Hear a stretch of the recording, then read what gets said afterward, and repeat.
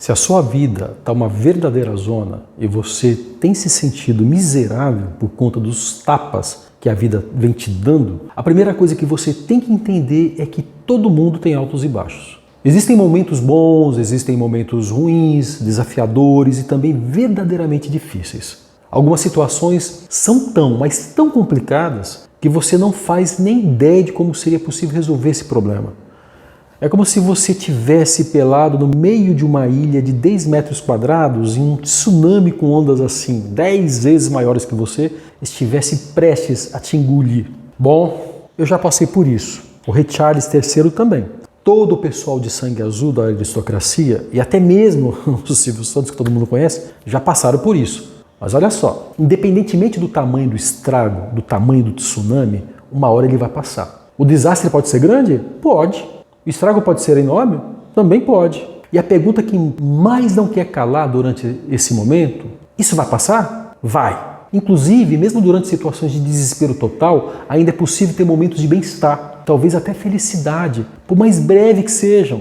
E é por isso que você está vendo essa foto de um rato. Pois nos anos 50, o professor Kurt Ritter, da Universidade Johns Hopkins, nos Estados Unidos, resolveu afogar algumas dezenas de ratos. Ele não fez isso por ser sádico não, mas sim para estudar a mente desses bichinhos e verificar com seus experimentos, parecendo cruéis, alguns fatores decisivos para a psicologia dos ratos. Em outras palavras, ele queria saber quanto tempo os ratos levariam para morrer. Kurt fez seus experimentos colocando ratos em baldes cheios d'água e cronometrando quanto tempo eles iriam sobreviver. Claro que ele utilizou uma série de variáveis para obter resultados mais expressivos e conclusivos. 12 ratos domesticados, sim gente, tem gente que domestica ratos sim, para quem não sabe, foram usados para fazer a primeira leva de experimentos. O primeiro ratinho desse grupo de 12 nadou um pouco na superfície, mergulhou para explorar o fundo do balde e morreu afogado após 2 minutos. Outros 2 do mesmo grupo de domesticados fizeram a mesma coisa e sobreviveram por mais ou menos o mesmo tempo. Mas os outros 9 ratinhos desamparados, também domesticados, fizeram algo fora do que se esperava, fora da curva.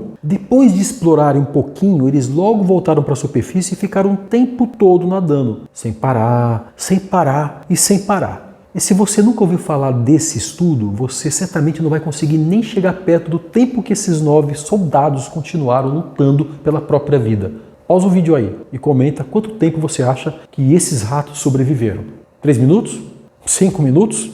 10 minutos? Meia hora? Segura um pouquinho a curiosidade, daqui a pouco eu te digo quanto tempo eles duraram. Agora, a gente tem que falar sobre a segunda leva de ratos. Essa segunda leva envolvia 34 ratos selvagens. Uma particularidade dos ratos selvagens é que eles são nadadores excelentes. E esses ratos completamente bárbaros tinham sido capturados recentemente. Não precisava nem dizer que o Kurt, responsável pelos experimentos, tinha a hipótese de que eles lutariam com toda a sua força pela própria sobrevivência. Mas os resultados foram chocantes. Independentemente do nível atlético desses 34 ratos selvagens, nenhum deles sobreviveu mais do que apenas alguns minutos. Mas e os 9 ratos da primeira leva? Quanto tempo eles duraram? Bom, antes de mais nada, eu recomendo que você coloque um travesseiro no seu colo para que o seu queixo não despenque na sua perna. Esses 9 ratinhos domesticados e desacostumados a esse ambiente brutal levaram dias para morrer. Eles nadaram por dias sem parar. Nadavam e nadavam. Sobreviveram por literalmente dias, ou seja, mais de 48 horas, até que ficassem exaustos até o afogamento e a sua inevitável morte. Então Kurt pensou no fator esperança e como isso poderia ser um fator contribuinte para o tempo de vida dos ratinhos. Ele criou a hipótese de que ratos que lembram de terem sido salvos lutam até o fim e acreditam que nem tudo está perdido. Mas ratos que nunca tiveram essa experiência desistem mais rápido. E para concluir todo esse estudo, Kurt decidiu fazer um outro experimento para colocar suas novas hipóteses em prática. Ele iria usar essa nova leva para introduzir esperança aos ratos no balde. A hipótese, obviamente, era de que essa esperança iria aumentar o seu tempo de sobrevida.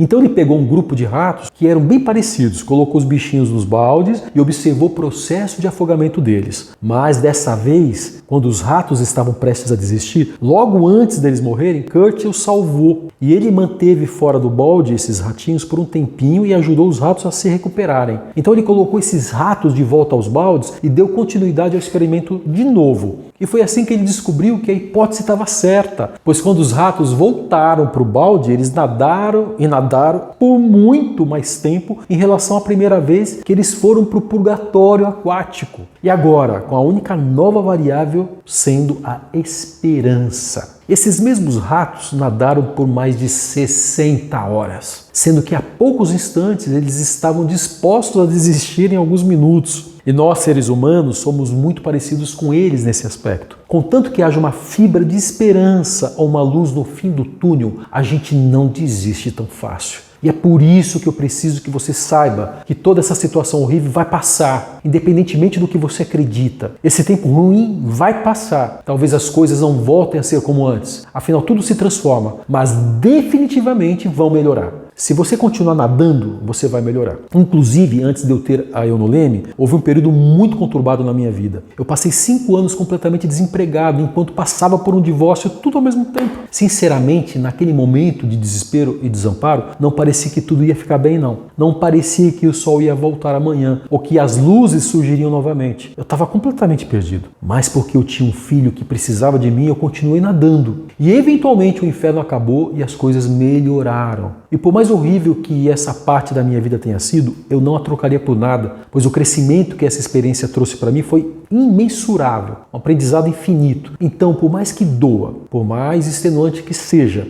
por favor, continue nadando, continue nadando, e nadando, e nadando. Pois uma hora você vai conseguir sair desse balde e ver porque a vida vale a pena. Caso nesse período de sofrimento e tragédia tenha te feito acreditar no contrário. E saiba que o seu superpoder é que com o tempo, diferente daqueles ratos, você poderá sair do seu balde sozinho, sem a permissão de ninguém, sem autorização. E não há nada que ninguém possa fazer para te impedir de se libertar das rédeas da miséria, da tristeza e das crises existenciais. Porque você é capaz. Você é muito mais forte do que parece. Aguenta firme, vai passar. E quando passar, você será apresentado a um mundo lindo e fantástico, que começa a ser visto dentro de você mesmo, para se refletir para o lado de fora. Um mundo no qual você mesmo conquistou a sua felicidade, o seu orgulho e a sua satisfação consigo próprio. E se por acaso você quiser ajuda para domar a ansiedade, eu fiz um livro digital gratuito que se chama Os Segredos de um Ex-Ansioso, falando sobre as técnicas que eu usei para me livrar da ansiedade nos tempos mais difíceis da minha vida. Está logo aqui embaixo na descrição do vídeo, caso você queira baixar para dar uma olhadinha.